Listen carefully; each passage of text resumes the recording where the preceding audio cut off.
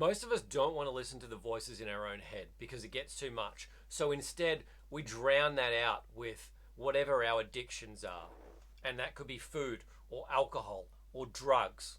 It could be porn, sex. It could be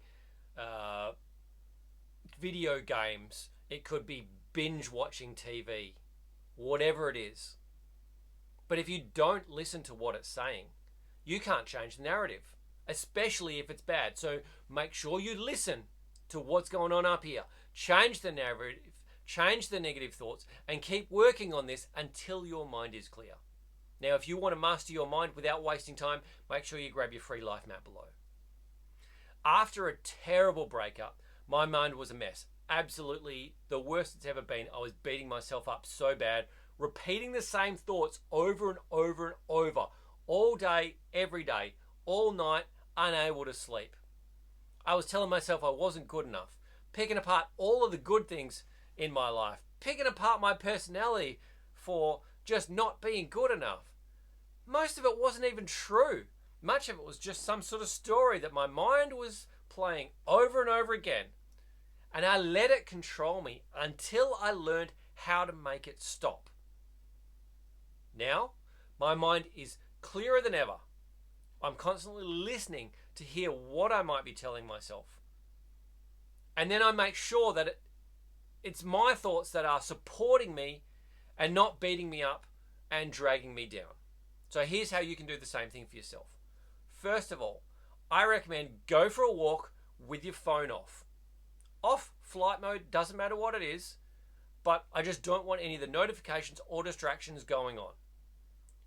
Do that, find a quiet place, no distractions, just get outside and go for a walk.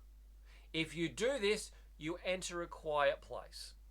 Now, walking itself is a natural antidepressant, so that can help when you've got the clutter going on in your mind, but while you're walking, listen to what you're saying. Listen to what your thoughts are telling you.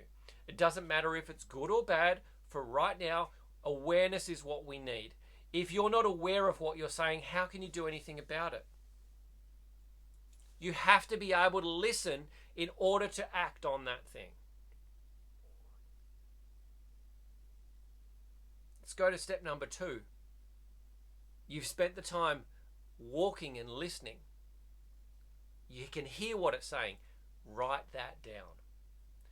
You've probably got your phone in your pocket. Open up the Notes app. Write some of those thoughts down. Write down whatever it is. Whether it's good or bad, just get it out of your head. There might be a lot of thoughts going on. There might only be a few thoughts that are going on, just repeating over and over and over again.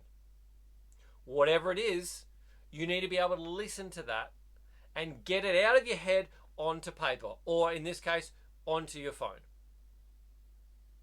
The art of taking it from here and putting it here means now you have something to focus on. Because when it's stuck in your head, it just rattles around, and as soon as you get distracted, you lose focus on that thought because someone's talking to you and now you're thinking about whatever they're talking to you about. You can't do anything about it because it's gone like that. And distractions come up so easily.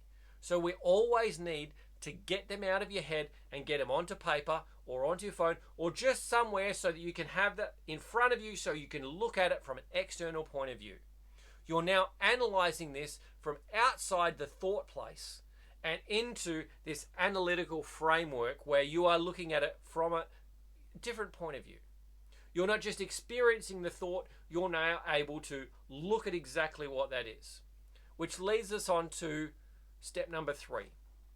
If you've got negative beliefs or you don't like the thoughts that you've had, that thought that you have written down, challenge it.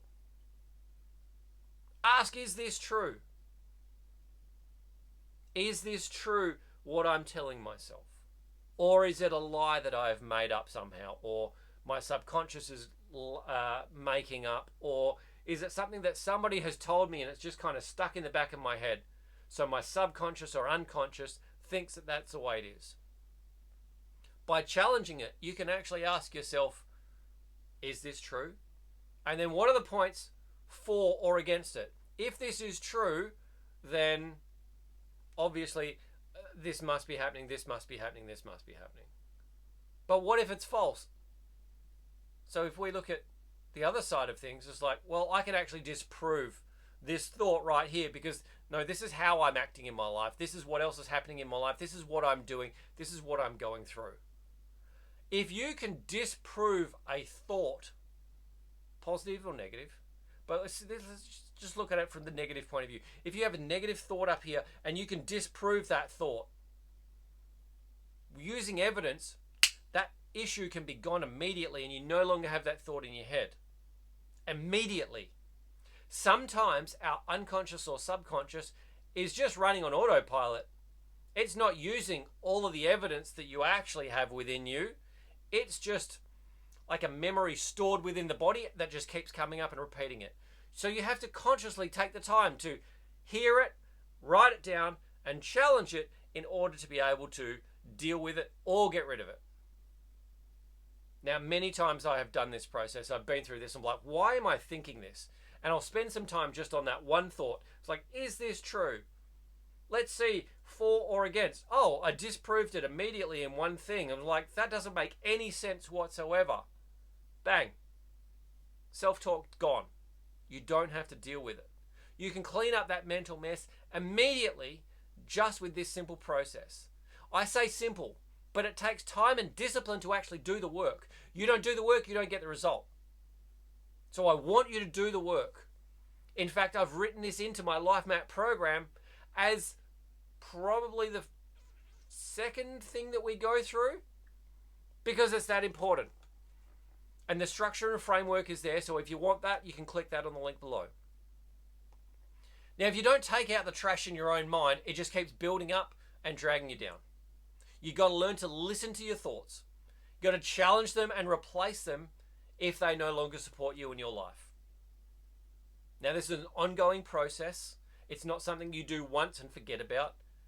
So don't quit too soon with this because there's layers. Every time you deal with something, there's always something else below it, something else below it, something else below it, something else below it. You're going to hear the one that shouts loudest first. The quietest one, it's going to take you a while to get there. So work on this slowly. Continue with the progress. Keep listening so you can keep uncovering different thoughts that are going on in here. When you get to those more subtle, quiet thoughts, things might get a little bit more difficult, but at the same time, you're going to be so much stronger and so much more disciplined, so much wiser and more powerful that you can get over them just as quick as you can get over the first stage of things. Now, if you want to win this year, grab my free life map below. I'll guide you through this process. I'll show you how to do it to help you move from where you are to where you want to be. Click the link below. I'll see you on the inside.